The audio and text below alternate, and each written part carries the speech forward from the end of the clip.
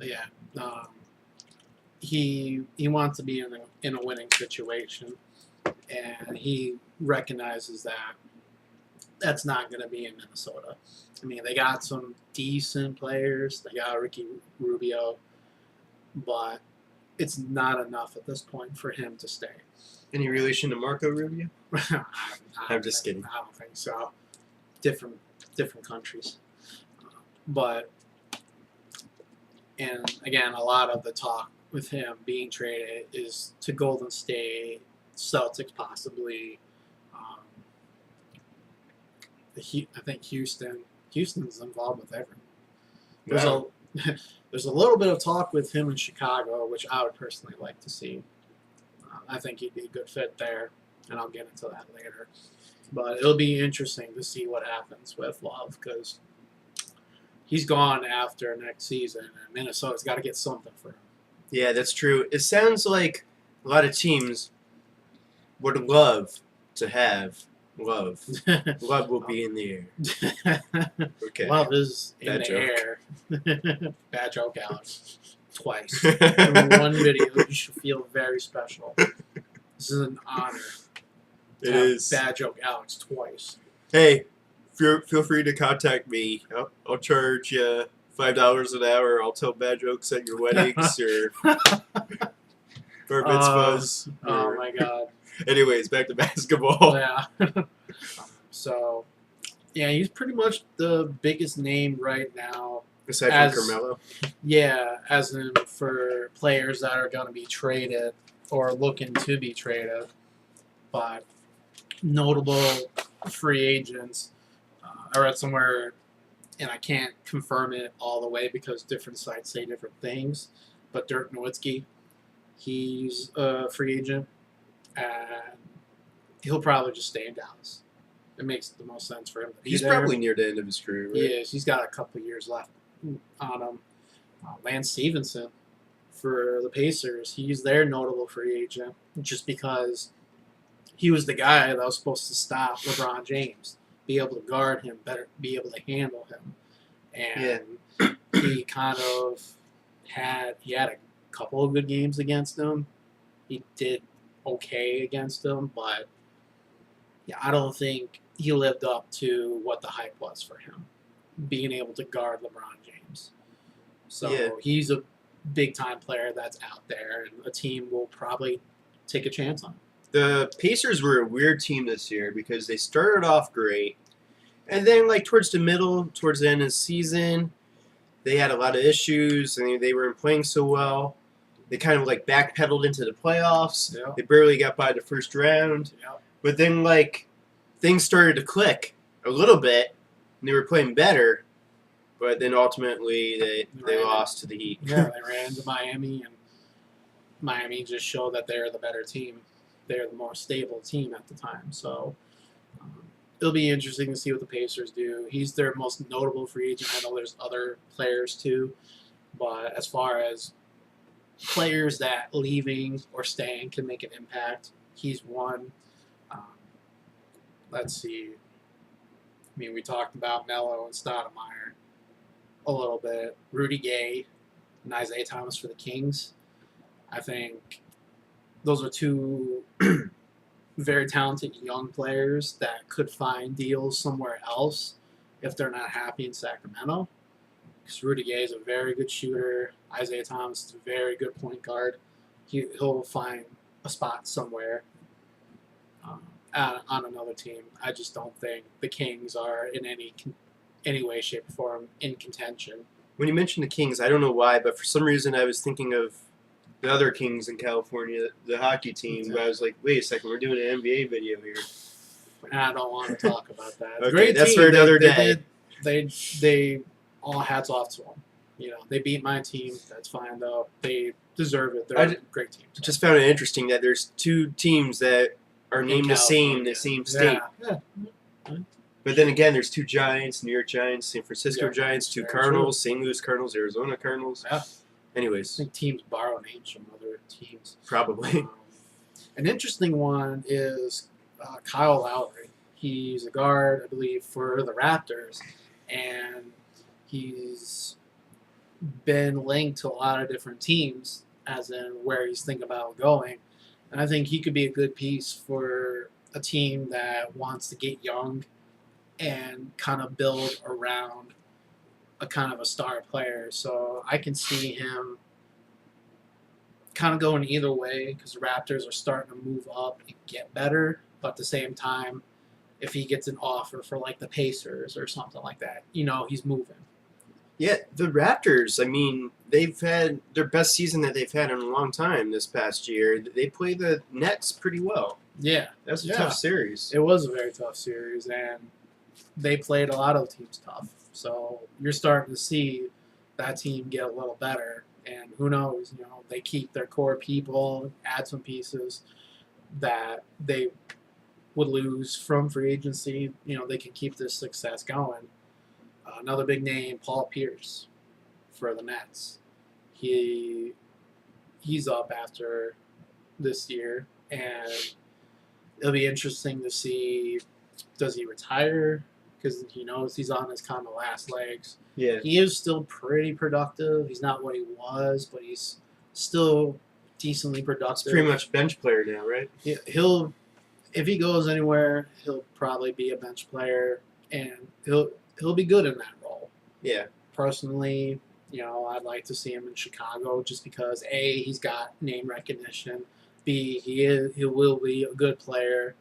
He'll give more scoring chances for their bench to keep that high scoring bench theme going that the Bulls have. And C, he's had a lot of playoff experience. Definitely. That's very valuable, especially for a younger team. And one of the last, but not least, notable free agents is Pau Gasol from the Lakers.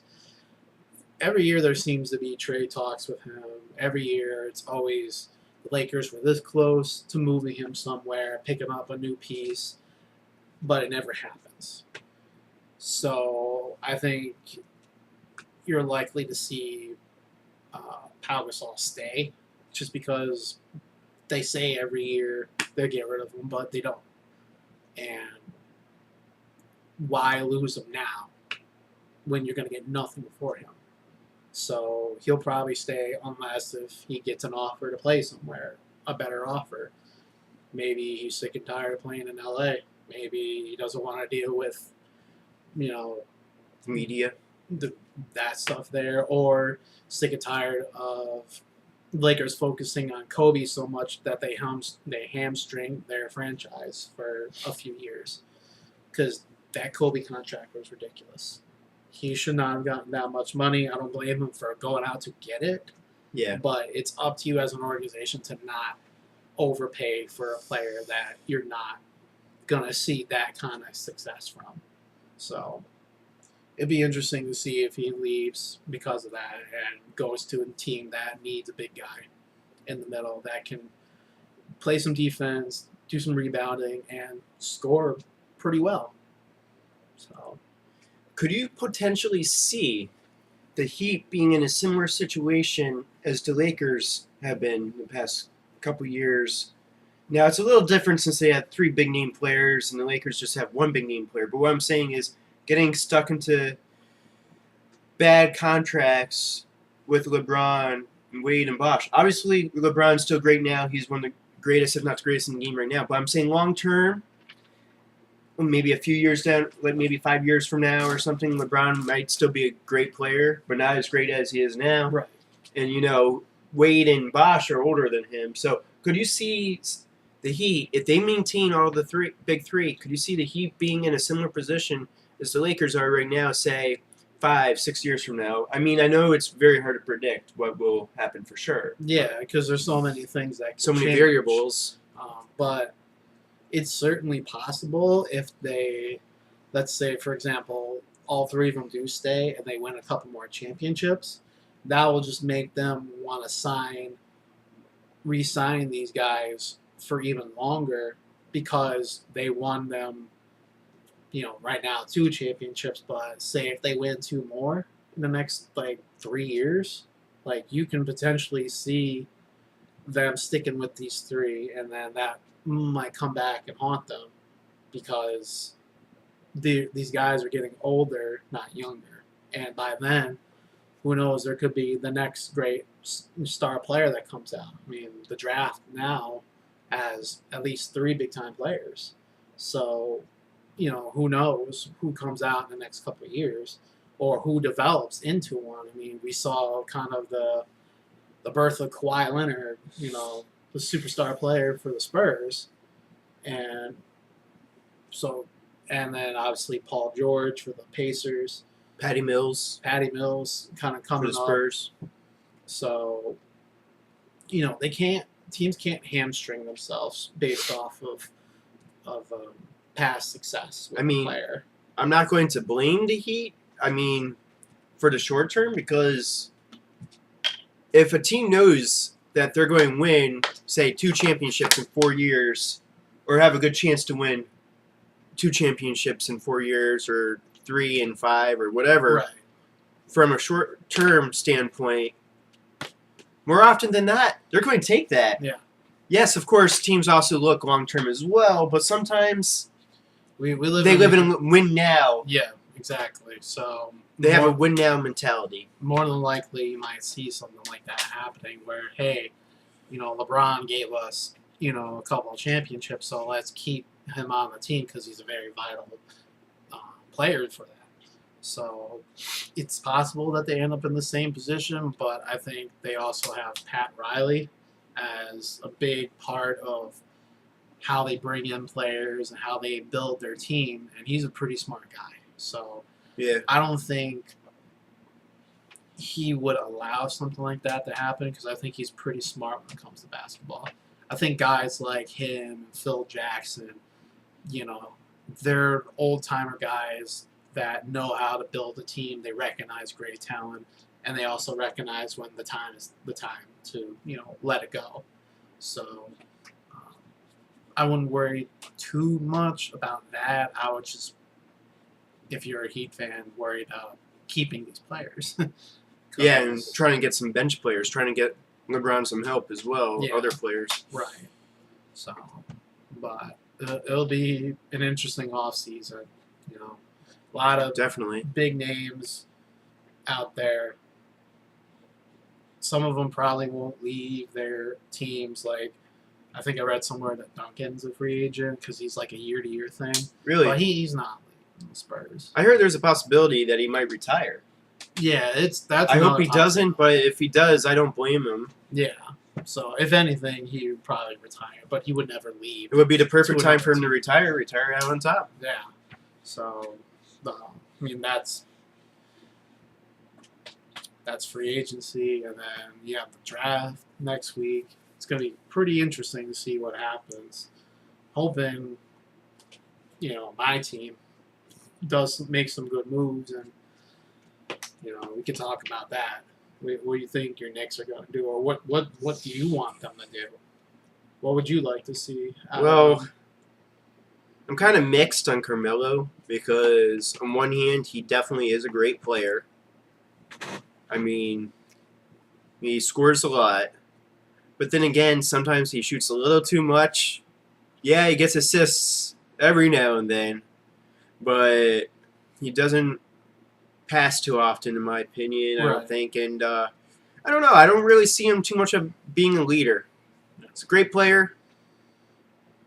And I think he definitely does help the Knicks.